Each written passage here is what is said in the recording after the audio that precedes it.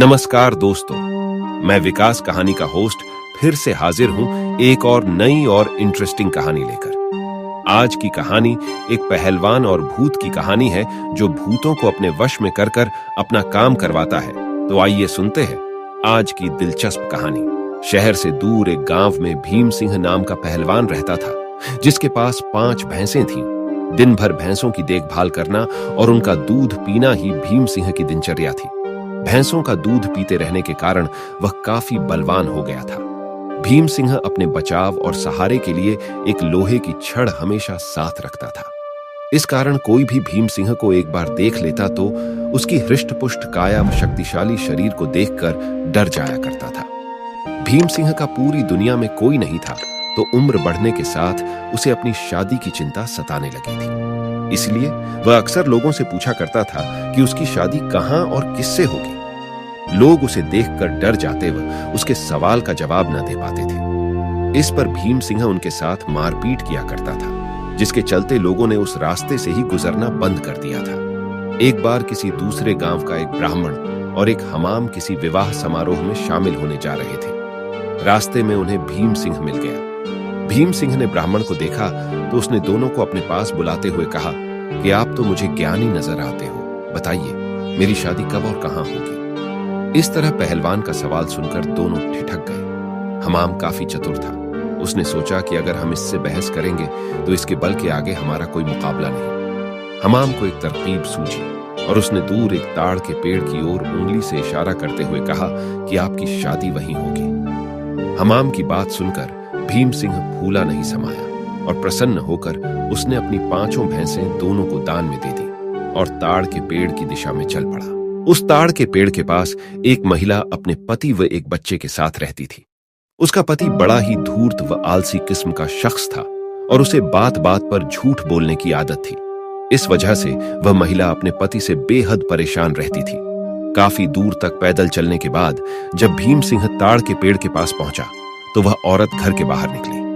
घर के आंगन में प्रवेश करते हुए भीम सिंह लड़खड़ा कर गिर पड़ा और उसका एक हाथ औरत के गाल पर तमाचे की तरह लग गया। औरत को लगा कि पहलवान जरूर उसके पति को जानता होगा। अपने एक हाथ से गाल मलते हुए औरत ने पहलवान को अतिथि कक्ष में बैठने के लिए कहा और उसे जलपान कराने लगी। इतने में औरत का पति वहां पहुंच गया। एक पराये मर्द के साथ अपनी पत्नी को देखकर वह गुस्से से भीम सिंह की ओर इशारा कर पत्नी से पूछने लगा कि यह शख्स कौन है। औरत ने डरते हुए कहा कि उसे लगा कि वह परिचित है, इसलिए उसने उसे भीतर आने दिया। अपनी पत्नी की बात सुनकर वह शख्स और भी क्रोधित हो गया और लड़ने के लिए भीम सिंह की ओर झपका। शख्स को रोकने के लिए भीम सिंह ने अपने लोहे की छड़ उसके सिर पर दे मारी, जिससे वह आदमी वहीं मर गया। यह सब दृश्य देखकर उसकी पत्नी रोने लगी। माहौल को देखकर पहलवान वहां से जाने लगा तो उस औरत ने भीम सिंह को रोक लिया और कहने लगी कि उसके पति के अलावा घर में कमाने वाला कोई नहीं था और उनकी मृत्यु के बाद अब तुम्हें हमारे साथ ही रहना होगा। इसके बाद भीम सिंह औरत के साथ उसी घर में रहने लगा। भीम सिंह को भैंसों का दूध पीने के अलावा कोई काम नहीं आता था। ऐसे में कुछ दिन बाद जब घर का राशन खत्म होने लगा तो महिला ने उससे कहा कि वह बाहर जाकर कुछ कमा कर लेकर आए या फिर राजा के पास जाकर खेती के लिए जमीन मांग ले ताकि वह खेती कर अपना भरण पोषण कर सके। महिला की बात सुनकर पहलवान अपने लोहे की छड़ उठाए राजमहल की ओर चल पड़ा। राजमहल के पास पहुंचने पर सभी द्वारपाल और सैनिक भीम सिंह की काया देखकर डर से कांपने लगे और तुरंत राजा तक सूचना पहुंचाई कि कोई बलवान हाथ में लोहे की छड़ लिए महल की ओर बढ़ता चला आ रहा है। सूचना पाकर राजा ने तुरंत अपने मुंशी को बुलाया और उसे तत्काल पहलवान के पास जाकर आने का कारण पूछने को कहा। पहलवान मुंशी को खेती के लिए जमीन मांगने की अपनी विनती बताता है। संदेश लेकर राजा के पास पहुंचने पर राजा पहलवान को ढेर सारी जमीन देने का आदेश देता है। मुंशी बेहद चतुर होता है तो वह राजा द्वारा पहलवान को दी गई अधिकांश जमीन स्वयं के लिए रखकर भीम सिंह को कब्रिस्तान के पास एक बंजर जमीन का छोटा सा टुकड़ा दे देता है, जिसे पाकर पहलवान खुशी खुशी वापस लौट जाता है। उस बंजर जमीन के पास के बीच में एक पीपल का पेड़ था, जिस पर भूतों का बसेरा होता था। जमीन को फसल उगाने योग्य बनाने के लिए जब पहलवान जुताई शुरू करता है तो पेड़ के कारण उसे खेत जोतने में परेशानी आने लगती है। पहलवान उस पेड़ को उखाड़ने की ठान लेता है और अपनी लोहे की छड़ से उस पर प्रहार करता है, जिससे करीब 200 भूत पेड़ से नीचे गिर जाते हैं और गुस्से से पहलवान की ओर लड़ने के लिए दौड़ते हैं। पहलवान अपनी छड़ से सभी भूतों के छक्के छुड़ा देता है।